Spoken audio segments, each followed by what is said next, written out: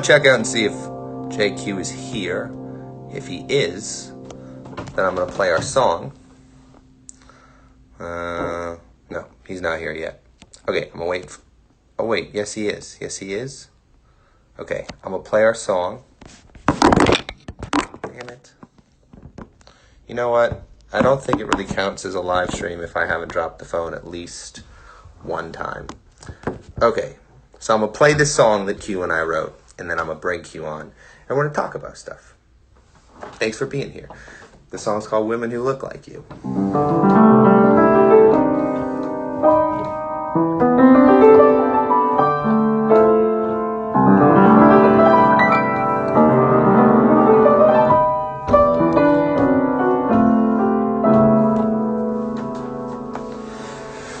My heart is empty and my phone's full of women who look like you.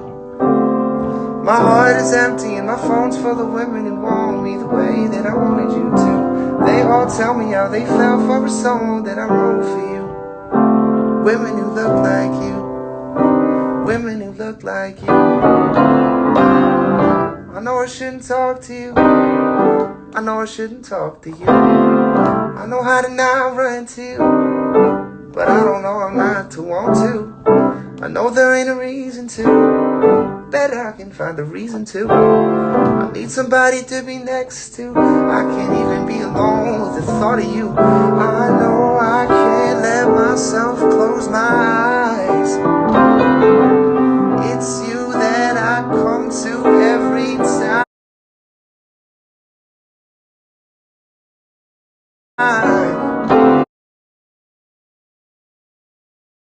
My heart is empty and my phone's full of women who look like you and want me the way that I wanted. Yeah, they fell for a song that I wrote for you. Women who look like you. Women who look like you. It's everyone I'm talking to. It's everyone I'm talking to. I know it's fucked up, but it's true. I've been chilling with the easier version to you. I know I can't let myself close my eyes. It's you that I come to every time.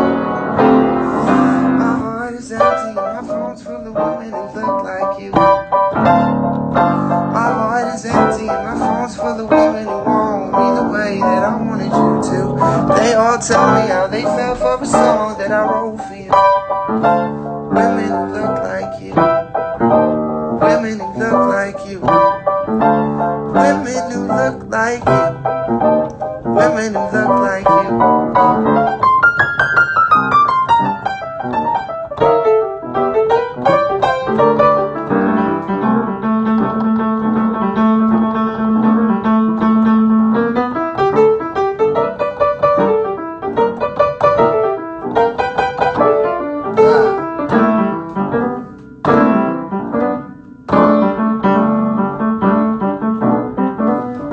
My heart is empty, my phone's full of women who look like you. My heart is empty and my phone's full of women who want me the way that I wanted you to. They all tell me how they fell for a song that I wrote for you. Women who look like you. Women who look like you. Women who look like you. Women who look like you. Alright. So that's a song I wrote with a few of my friends, JQ being one of them. And if he's here, it'd be such a good segue if he was here. It's just such a good one. Okay, here we go. Here we go. Oh, it says no. It says no. Q, we got this. I know we got this.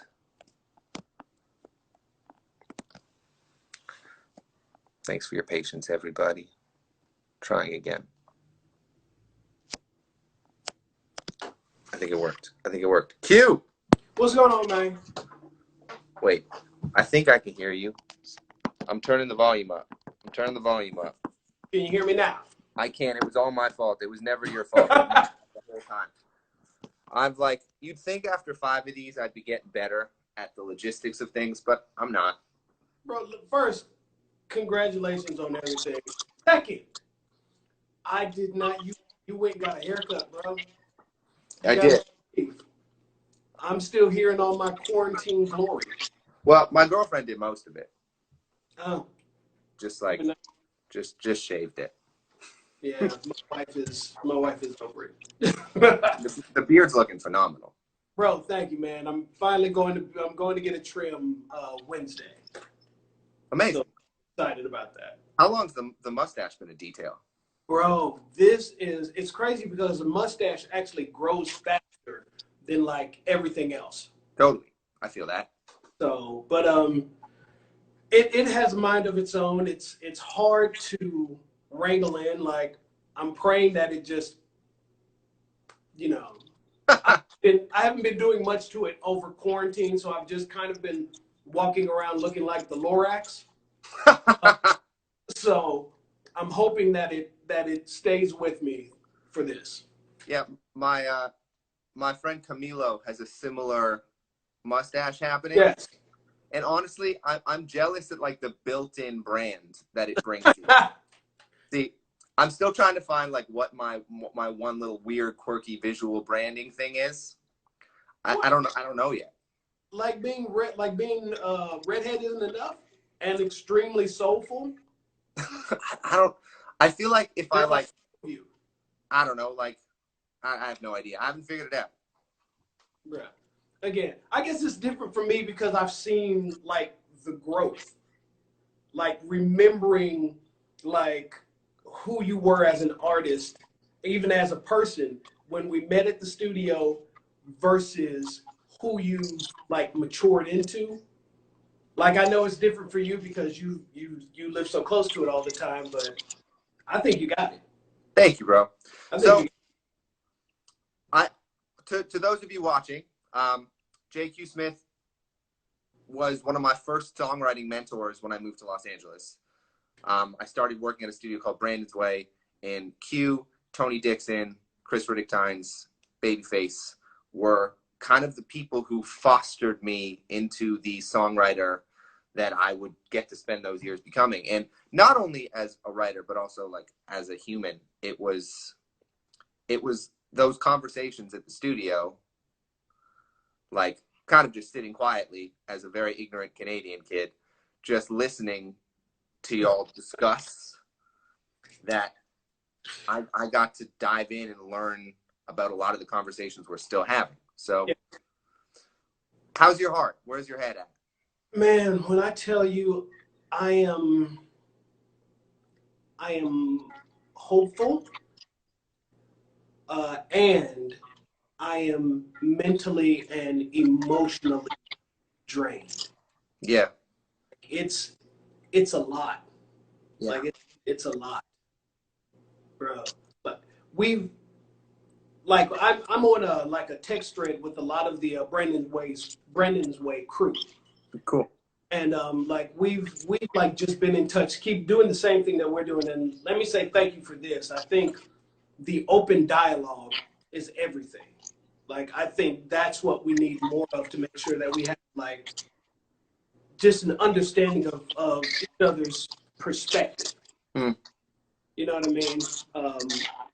But yeah, even in those, it's a lot, bro. It's a lot. How's it been over there with you guys? I mean, from my vantage point, it's inspiring. Right. We went to the protest in West Hollywood yesterday, and it was massive. Yeah. And it's multiracial, multi-age, multi-gender. It's like, right, everybody standing up for something. Yeah, and so it's powerful to see that many people passionate about racial justice in America. Yeah. But it's great. Like, I wish there were more visuals of peaceful shit happening. Yeah. Because I think to keep showing the anger and the pain, even though be clear, the anger and the pain, I think that if you're going to report it, you should report it all. Yeah. For me, it's been a roller coaster, man. The second day specifically was terrible for me. It was off and on between sadness and rage all day, like non-stop roller coaster. You know, I got a kid now. My son is 12, about to be 13. Wow. And to look at him, knowing that he's going to have to go through, knowing that I can't be there to hold his hand. He's about to be, you know, out. Yeah. Was just a lot. And when I would think about him and think about a lot of the things that I've been through, I just kind of break down and cry. And it happened for like 15, 20 seconds to like a minute or two. Then I pull myself together and do, you know, whatever needs to be done. But it was, man, it's been nonstop. I've had this conversation, well, not this one, but I've had these conversations a lot over the last week. Yeah. You know what I mean? And I'm thrilled and blessed to have them, but they are draining because again, perspective wise, a lot of people don't live it, so they don't see it the same way. They don't feel it the same way. Yeah. So, and explaining your pain to someone else and having to rehash it every day, just bro, it can suck. Like, it can suck. Yeah. Man, I want to ask you about the music industry in particular. Yeah. How you see this affecting the music industry. You know, conversations you had on Tuesday. Yep. During the music industry blackout. What you thought about that, what you see is like how the music industry needs to change and be a part of this conversation. I'd be super curious to hear your thoughts on that. Well, it's crazy because I've spoken to, like, of course we have creative friends and artist friends. And it's just that people are frustrated and hurt. I was really shocked to talk to, you know, some artist friends who are angry because they're kind of being pushed to make music that they don't want to make. Like, you know, I brought this project into the label, like, yo, this is where I am, this is the message that I talk. And they are kind of put on hold until they turn in the ratchet,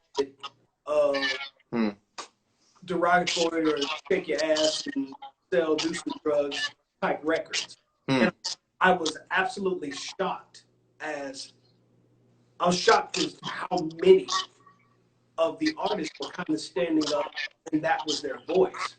You know, so I'm very interested to see what's going to change. There are so many things that need to change. I think it's kind of crazy that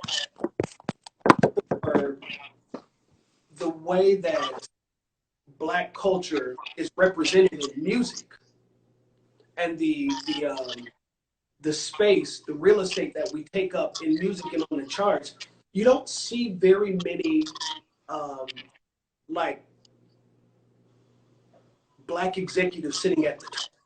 Sure. Like, it's very disproportionate. So I would be very, in a perfect world, I would love for the people that are sitting at the top to see that and, you know, just let the change begin there. Because I think if there were different voices sitting at the table, the way things run would be, I mean, the way things had happened, it would all happen differently. Yeah. You know what I mean? So you know, there's the prayer. Now, what I think is going to happen, change is happening. Change just happens or has been happening slowly. I think it is amazing that for the first time that I can really remember, people are seeing behind the curtain. Like, the same thing has been happening forever, but you know, the fact that everybody is a cameraman now, Mm. Changes the perspective. You know what I mean? And I think it's specifically with, and I know you're Canadian, you kind of stuck here with the rest of us right now. Um, our president moves moves in ways that are wildly divisive. Like they Yeah. divide us crazily. Um, so I'm thrilled that people are beginning to see that differently, and I'm sad that they're having to feel it, because what's really happening is now that, and I made a post about this not too long ago, and I think the post was just simply that racism is so American right now, Yeah. that when you protest it, people think you're protesting America. Yeah. Damn. And it's ridiculous. It's crazy. Yeah. There's a few things you just said that fucked me up a little bit. One that I wanted to go back to from a second ago. Yeah. You're saying that there are artists on labels who are wanting to speak truth to power in their music. Yes. And they're being shelved and silenced until Yes. they make records that fill a stereotype. Yes, absolutely. Absolutely. Like that's fucked up. Bro, it's so fucked up. And it's like, realistically, there's a certain type of music that the business and the labels are looking at. And as well as most people, a lot of the labels are running basically off of analytics. They're looking at the numbers, and that's what we're going to do. As opposed to, I really like and feel where you're going, and I think you need to be heard, and this needs to be out there. And, some of these people may turn in a Kendrick Lamar, like, woke type vibe, and this is what I'm feeling, this is what I feel like I need to say. And it's not. You need to do Savage. Do a record like Savage. Yeah. Like, I understand what the times are, but we need to make this money. That record that you're making won't really work on TikTok. So, get over here and do this. Yeah. So it's ridiculous. And, I think we all have felt it at one point in time or another. Like, even me, like, you write a song and you're like, yo, this is kind of, yeah, that's great, but that's not what we want. Make a song about this. Right. And then, you're put in the position where you're either going to, make the record and feed your family, or walk away. I've been blessed enough to have a career where I can walk away from the things that I think are not uplifting and helping out. You know what I mean? But everybody's not sitting in that same seat. Yeah. I mean, to what you said about the power structure of music is not very diverse. Yes. And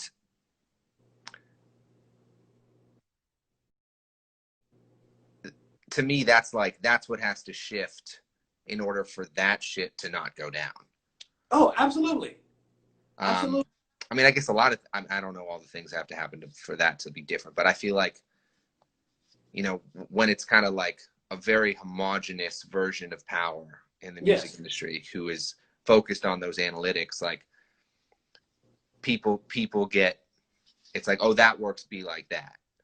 Yeah. And rather than like the most important artists throughout history have always been the ones that had a unique platform and had a unique voice and spoke their truth.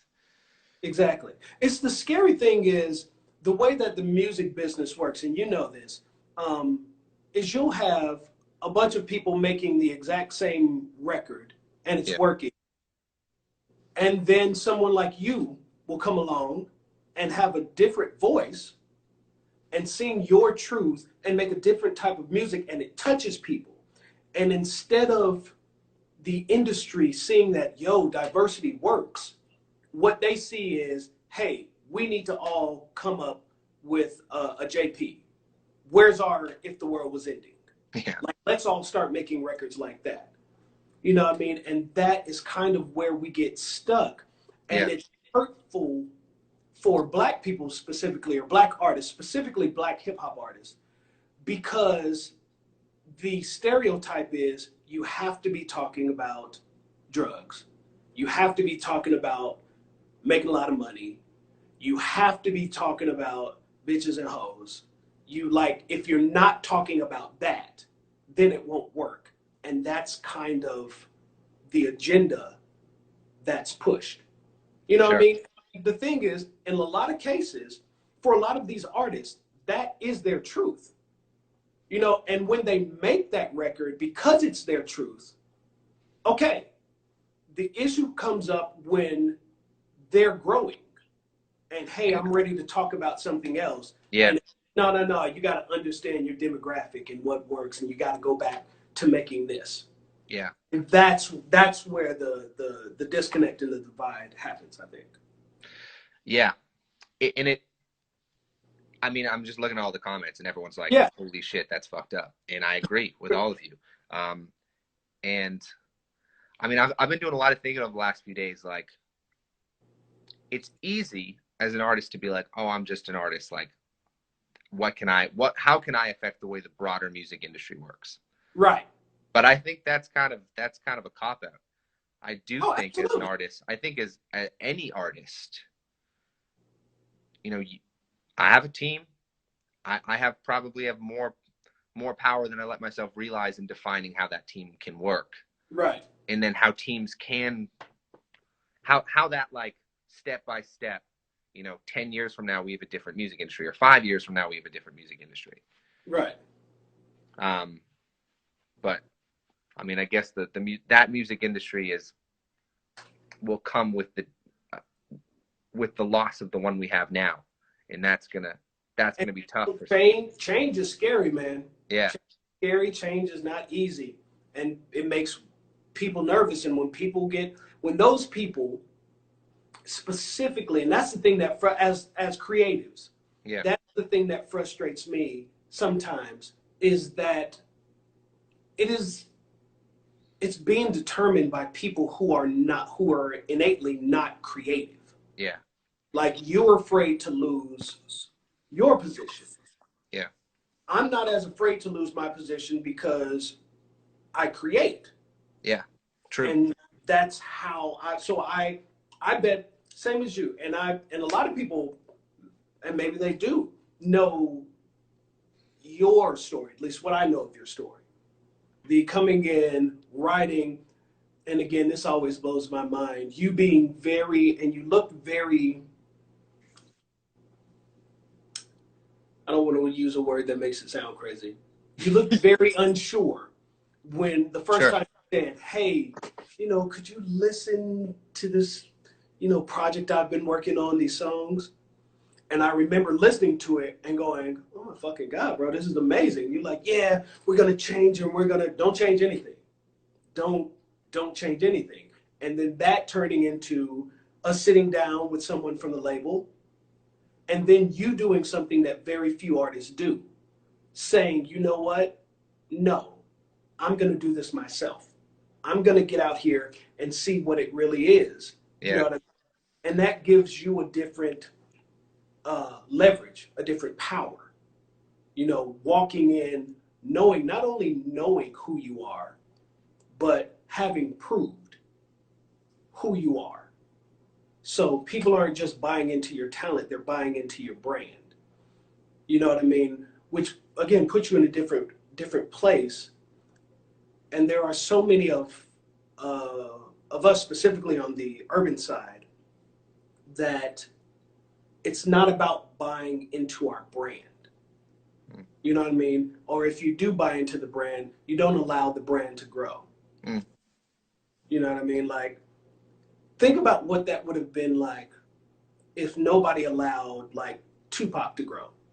Tupac started out talking some wild shit, bro. And then grew into, actually having a very political stance. You know what I mean? I just feel more artists should be allowed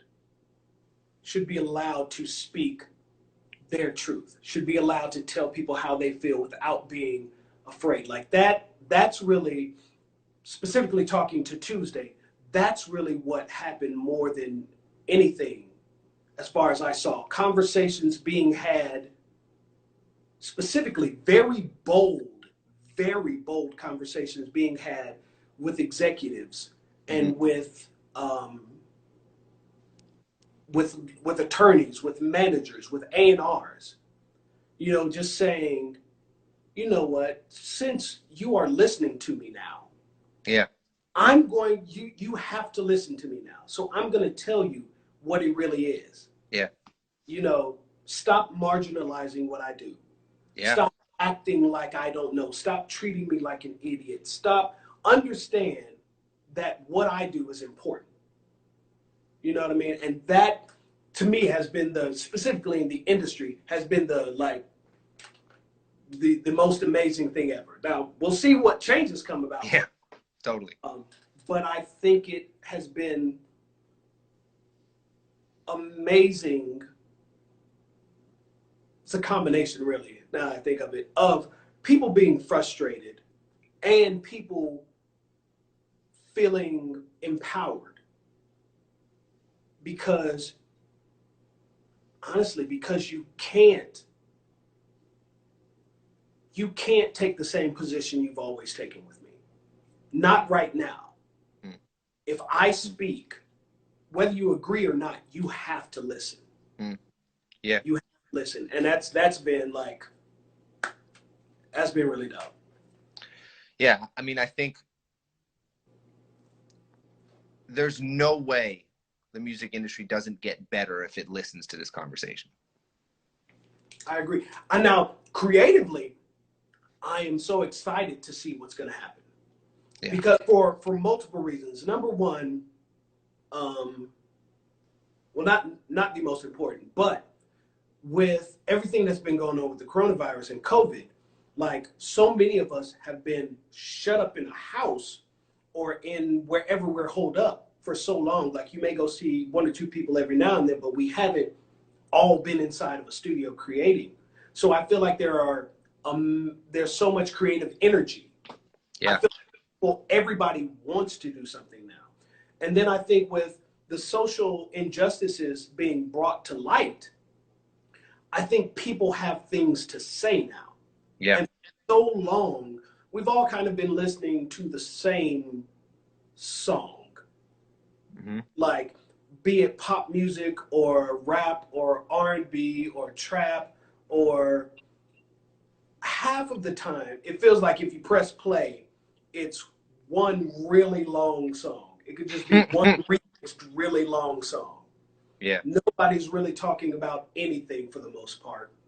There are a few records here and there to bring up again, If the World Was Ending, that feel like they have absolute heart. But I'm really interested to see, and I'm really excited to see what music is made now. Yeah. Most writers that I know have the most incredible talent. I'm jealous of most of their talents, but they don't have anything to talk about. They never have anything to talk about. So I'm really, I'm so excited to hear what happens next. Me too, man. Okay, now I can't hear you. How about now? I can hear you now. Thank you for doing this. Oh, bro. I appreciate it so much. And all that you were saying about, like, the last 6 years of me figuring out my own music and, deciding not to follow up on that meeting with the Def Jam dude that we had however many years ago. None of that works if I'm not supported by you and a couple of other people who always had my back. And I mean, it means the world to me. I have the career I have because of it. So thank you. Bruh, absolutely. In parting, I do want to say this to everyone listening. Understand that the conversations that need to be had now need to be had. They will be uncomfortable. A lot of them will be uncomfortable. They won't be fun. But we need to understand, we need to take a second to step back. A lot of people are angry. A lot of people are emotional. We need to take a second to try to understand, to be empathetic. Like I said before, for me, it's been really difficult to explain to people how I feel and how dismissive I feel like they're being. Like to tell somebody such and such happened, yeah, that did happen to him, but there's no but. Like we need to take a second for us to feel our pain, and for those of you and us that feel the way I feel. We need to take a second to understand that this is a very teachable moment. Like you can't just live in rage and in anger. If we want change, we have to talk. We need to be heard. We need to listen. And we like I said, we need to work together to really to get through this. All right, that's my shit. I appreciate you so much, bro. Thank you for joining in on this. Bro, absolutely. When we're all lit outside, I'm fucking coming over. Sounds perfect. So much love to you and your family. Bro, you too. I'll talk to you later. Peace. Peace. All right, everyone. That was JQ Smith, my friend, my mentor, one of my favorite songwriters. All right, I'm going to play you a quick song, and then I'm going to bring on another guest, my friend, incredible poet, Alicia Wise. But play a quick song, and then keep it going.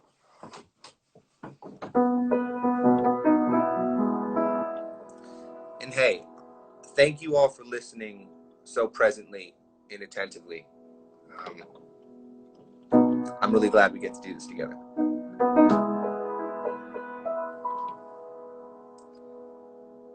My therapist called you a learning experience. 180 an hour, that's all that he mentions. Missing you's getting fucking expensive. It's been 10 months now. There really ain't too much I figured out. There was just something about being wanted by someone who never knew what they wanted. And I've seen some other people who are nothing like you. That's probably why it works and why it never could. I'm holding on to nothing, don't know how to let it go. So even if it's out of my control, I try to explain you to myself, but you never seem to sound right. No matter how I try to explain you to myself, I hold you close. Tell me the memories that you miss the most. I loved you fully, but I'm growing up now. I loved you fully, but fully means more now. And I've seen some other people who are nothing like you. That's probably why it works and why it never could. I'm holding on to nothing, don't know how to let it go. So even if it's out of my control, I try to explain you to myself, but you never seem to sound right. No matter how I try to explain you to myself, you never seem to sound right. No matter how I try to explain you to myself, you never seem to sound right. No matter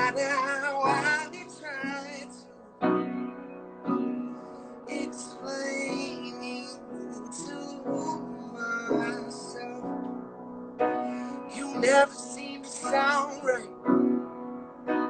You never seem to sound right. You never seem to sound right. You never seem to sound right. All right, let's see if we can bring on Alicia. Stand by.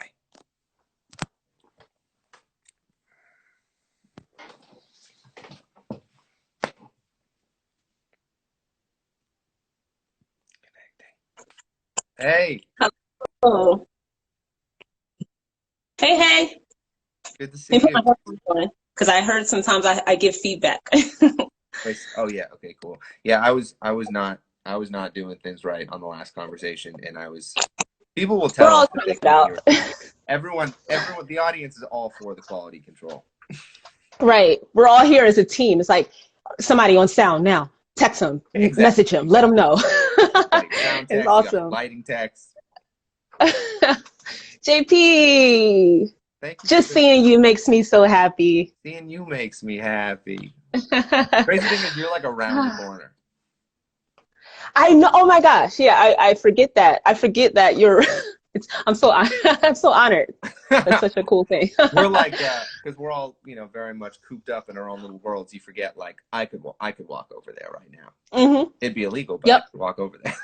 Oh my gosh. Oh geez, I know. I saw you posted that you hugged someone other than your husband. Oh, and I was scared, but I needed that. I've been seriously social distancing, and a friend of mine came over. You actually know her, I said poetic justice. I was about to say poetic justice. Poetic moment came over, and she was like, I just got tested, and I was like, okay, cool, come here. And we took like a really big hug, and she trusted me, and I needed that. I've been craving a hug so bad, and yeah. I'm gonna give you a hug right now, like this. Virtual hug. Virtual hug. Yeah, not the same. I know, not at all. It feels not at all. It feels awful. It's like I just feel everything it isn't, and it just makes me sad. And I low-key actually hate hugs, but I've been craving them because of like this. Hugs always make me feel like I'm doing it all wrong and stuff. Like, yeah. But anyway. Hugs wrong? Yeah, I just feel weird. I think there's a line of like another poet, Rudy Francisco's poem, where he talks about how he just feels awkward about, and I always relate to that. He say, I feel like I'm trying to escape, and that's how I feel. Every time somebody hugs me, I'm like, thank you. Crazy story about Rudy. My girlfriend has a Rudy poem on her shoulder. So when I first saw it, I was like, you have my friend's poem on your shoulder. Wow. Like, that's crazy. Poets are we're everywhere, and yet so many people don't realize it, but we're literally everywhere in your lyrics, on your TVs, walking by you in the supermarket, creating things, and just building the world. I would be truly lost without poets. I wouldn't know how to understand my own emotions. I appreciate you for that. JP is, I mean, you probably have mentioned it, I don't know, but just how you always have frequented did I say that right? The poetry spots, and just how much you just have appreciation for what we do. And it means so much, especially with me, because I come from a community that is really connected with musicians. The poets and the musicians connect a lot back in Philly, where I used to live. And so it means a lot to meet someone like you who appreciates the poets. Yeah, I love that so much. When people ask me who my writing influences are, I think of poets before I think of songwriters. And when people ask me who like where my inspiration comes from, I think of singers and musicians more than I do poets, and that's real. That's cool. Want to do a poem? Yeah, I'm going to do one. We've been talking a lot about defunding the police, and we've been talking about this, the prison system and all that. So I have this poem I wrote last year, and it's nowhere near done, but I'm going to do it. So. Okay, I'm excited to hear. My baby brother was charged for a murder he did not commit. He, a young man born in a city that reeks of death, spent 2 years behind bars thinking of death only. If Khalif Browder was not a black boy, a backpack wouldn't have been grounds for imprisonment. I'm thinking Sabrina Butler survived 7 years on death row by dreaming about her living child after being accused of murdering the one she could not revive. The definition of revival is an improvement in the condition or strength of something. Maybe in American justice, this is a myth. Maybe mostly for the Black, the marginalized, the poor, those who could be added to the numbers because they do not count the seconds that maple sap themselves into a single person-sized cell. Nothing about this is sweet, just slow, just debilitating to the mind and muscle. And this is how you commit a crime. Actually, an American prison system kills a spirit, funds a police force, kills a camera, kills a body, films the dead. Nothing about this is TV. The so-called criminal here on this land is sometimes innocent, sometimes a biased or false conviction away from home, from programming, from resources, from home, from home. The actual criminal here on this land is the one who always gets to go home. After the coercion, after the cover-up, after the insufficient evidence, after the gavel, after the promotion, after the cup of coffee. This is how you commit a crime. Actually, take away the touch, take away the empathy, take away the sunlight, and ask them, what do they see? Nothing. According to Damien Eccles, who said, quote, I miss the stars. You know, I haven't seen the stars in years and years and years, end quote. And we could ask Troy Davis, but the missing is a person forced to cave in on their self over and over during and long after the sentencing. I am not saying I do not believe in punishment. I'm saying I believe in it just. I'm saying I believe in it lowercase, something that at least tries to see the human, bring the human back, something that recognizes how come is a question mark, not a period. Admit there is no justice here, period. Admit it is more about power and paper than a penalty, period. Count the statistics, collect your conscience, grab it, a hold of reality, the facts inside of your fist until they fester. In other words, get a good grip and let this system go.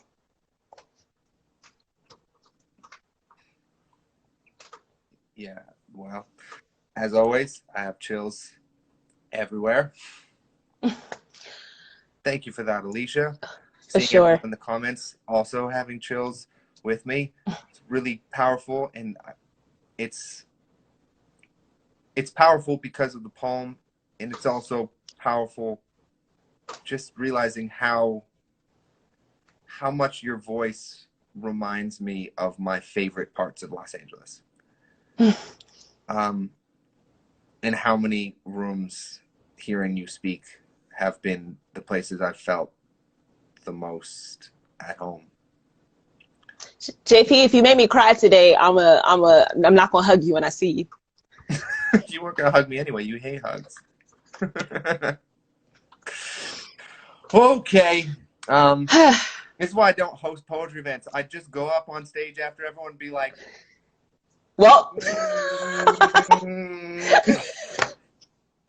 it's okay. I'm the same way. I am the same way. I get it. I get it. Want to do another one? Wait, I want to plug in my phone just in case. It would be like